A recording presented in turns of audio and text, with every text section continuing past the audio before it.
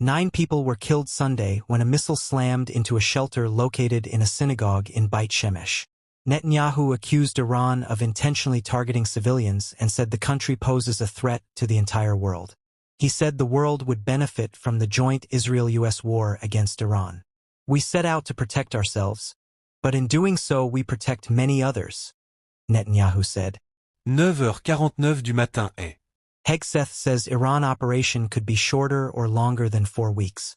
U.S. Defense Secretary Pete Hegseth says the U.S. military operation in Iran could be shorter or longer than the 4 to 5 weeks that President Trump has recently suggested. Read more. Hegseth insists the Iran conflict is not Iraq and is not endless. President Trump has all the latitude in the world to talk about how long it may or may not take, Hegseth said at Monday's news briefing. For weeks, 2 weeks, 6 weeks. Could move up, could move back. Trump, in an interview Sunday with the New York Times, said the assault could last 4 to 5 weeks. U.S. Embassy in Beirut urging Americans to leave Lebanon. The U.S. Embassy in Beirut is urging Americans to depart Lebanon immediately while commercial flights remain available, saying that the security situation in the country is volatile and unpredictable. World updated on March 2, 2026, 10:29 a.m. Eastern Standard Time. Published on March 2, 2026, 9:39 a.m. Eastern Standard Time. Iran and Iranian-backed militias fired missiles at Israel and Arab states, apparently hitting the U.S. Embassy compound in Kuwait, while Israel and the United States pounded targets in Iran as the war expanded Monday with statements of defiance and increasing casualties. Watch, War with Iran. In the chaos, the U.S. military said that Kuwait mistakenly shot down 3 American F-15E Strike Eagles during a combat mission. At least 555 people have been killed in Iran so far by the U.S. Israeli campaign, the Iranian Red Crescent Society said, and more than 130 cities across the country have come under attack. In Israel, 11 people have been killed, with 31 in Lebanon, according to authorities. Iranian cleric Alireza Arafi, delivering his first public remarks since he was made a member of Iran's Temporary Leadership Council, said he hoped that a new supreme leader would be quickly appointed to replace Ali Khamenei. Here is the latest. Netanyahu visits site of Iranian missile attack. Prime Minister Benjamin Netanyahu has visited the site of a deadly Iranian missile attack in central Israel. The statement came as Israel carried a new wave of airstrikes on Lebanon that were clearly heard in the capital Beirut and the southern port city of Tyre. Israel's military also said that it killed Hezbollah's intelligence official Hussein Mokhali in a strike near Beirut earlier Monday. The embassy urged U.S. citizens not to travel to Lebanon. It said all consular services are suspended until further notice, and that the U.S. Embassy currently has no ability to provide any assistance to U.S. citizens in Lebanon. Trump disappointed in Starmer over UK bases. President Donald Trump says he is very disappointed in Prime Minister Keir Starmer for initially refusing to allow British bases to be used for U.S. strikes on Iran. Trump told Britain's Daily Telegraph that, "We were very disappointed in Keir." In a change of position, Starmer announced Sunday that the U.S. can use bases in England and on Diego Garcia in the Indian Ocean to strike Iran's ballistic missiles and their launch and storage sites, but not to hit other targets. Trump said the change in position is useful, but took far too much time. It sounds like he was worried about the legality, Trump said. 9h28 du matin est. Iran media reporting that wife of Khamenei died. Iranian media said Mansour Khojasta, wife of Supreme Leader Ayatollah Ali Khamenei, died on Monday. She had been in a coma since Saturday's strikes on her husband's office. Khojasta, 78, was the only wife of Ali Khamenei. They married in 1964. Separately, an Iranian human rights activist group cited an education ministry spokesperson as saying that 171 students were killed across Iran in the past 48 hours. According to the human rights activist news agency, the ministry spokesperson said the deadliest strike hit the Shajare Taybeh Girls Elementary School in Minab, where 168 students died and 95 were injured. Additional casualties included 2 students in Tehran and a 9-year-old child in Abayek, Kazvin, while 3 others were injured in separate incidents in 2 districts of Tehran. Kane says cyber attacks were used to disorient Iran. Cyber attacks knocked out Iran's key systems ahead of U.S and Israeli strikes, according to Joint Chiefs of Staff Chairman Air Force General Dan Kane. U.S. cyber operations were used to disrupt, disorient, and confuse Iranian forces at the start of the operation, Kane said. Disruptions to its communication systems reduced Iran's ability to assess the attack and to coordinate its response, Kane told reporters at a Monday briefing. 8h53 du matin est. Energy prices surge. European natural gas futures are spiking 42% in the wake of the shutdown of a major supplier of shipborne gas due to the fighting in the Middle East. The futures contract for April delivery shot up to €45.46, $53.26, on the ICE Commodities Exchange. The jump came after QatarEnergy said it would stop its production of liquefied natural gas as the Mideast war rages. The state-owned firm blamed the war for the decision.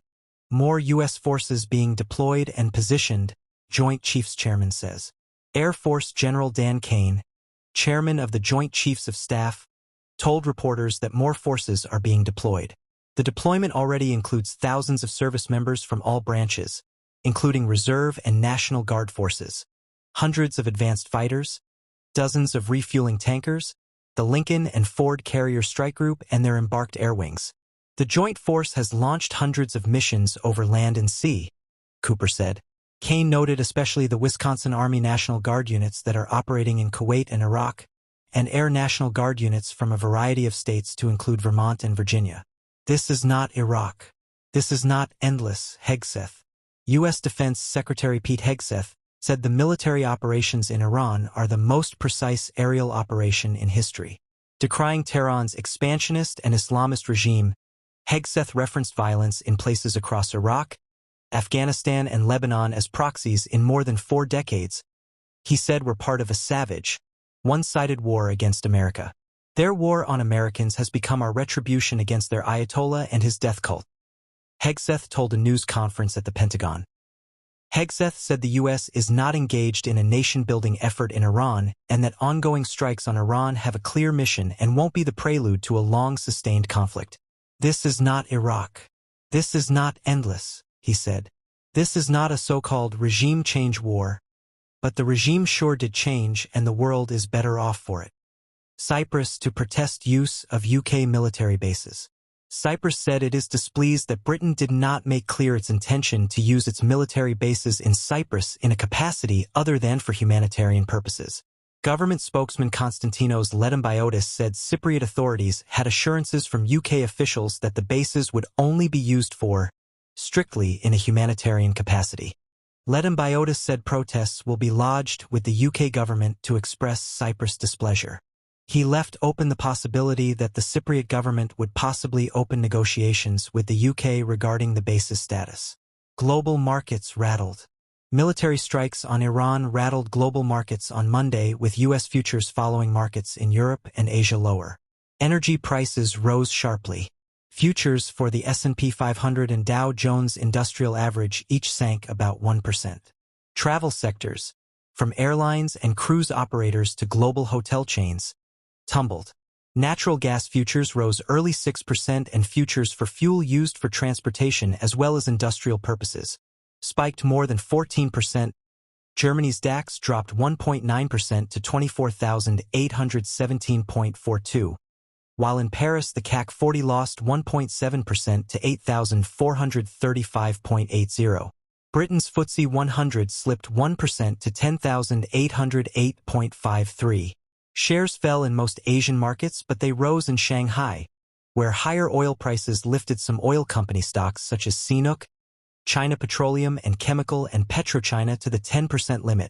The Shanghai Composite Index climbed 0.5% to 4,182.59, while in Hong Kong, the Hang Seng lost 2.1% to 26,059.85.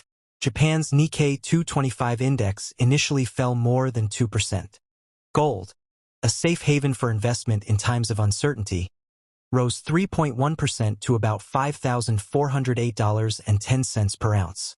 Cyprus says 2 drones targeting air base have been intercepted.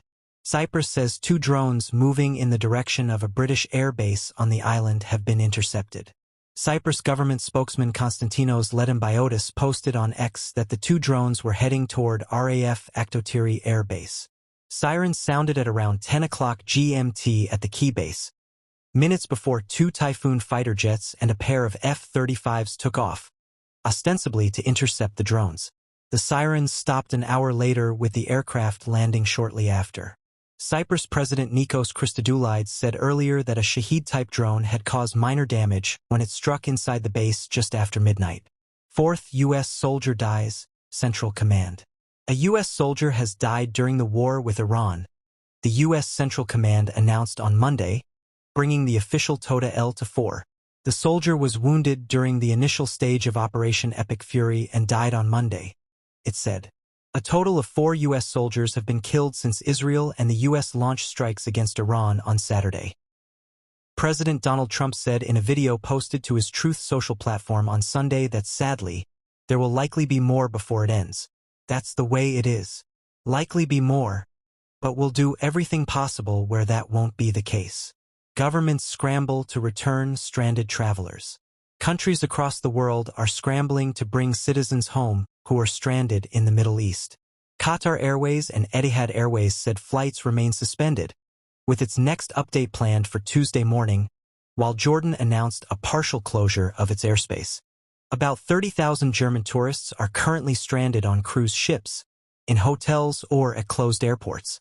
Air France canceled flights to and from Tel Aviv, Beirut, Dubai, and Riyadh, while carriers from Air India to KLM suspended flights and issued advisories.